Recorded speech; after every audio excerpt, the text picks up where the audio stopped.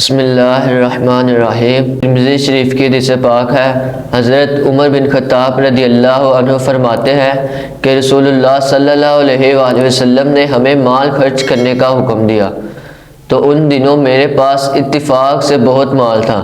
میں نے دل میں سوچا کہ اگر میں کسی روز حضرت ابوبکر صدیق رضی اللہ عنہ سے سبقت لے سکتا ہوں تو وہ آج ہی کا روز ہے۔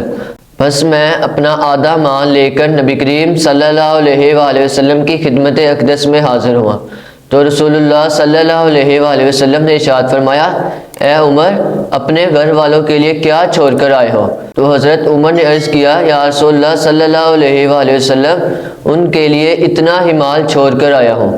اتنے میں حضرت ابوبکر صدیق رضی اللہ عنہ اپنا سارا مال لے کر نبی کریم صلی اللہ علیہ وآلہ وسلم کی خدمت میں حاضر ہوئے۔ سرور عالم صلی اللہ علیہ وآلہ وسلم نے پوچھا، اے ابوبکر، اپنے گھر والوں کے لیے کیا چھوڑ کر آئے ہو؟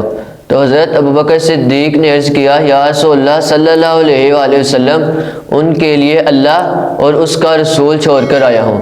تو فاروق اعظم رضی اللہ عنہ کہتے ہیں کہ میں نے دل میں سوچا کہ میں کسی چیز میں حضرت ابوبکر صدیق رضی اللہ عنہ سے نہیں بڑھ سکتا۔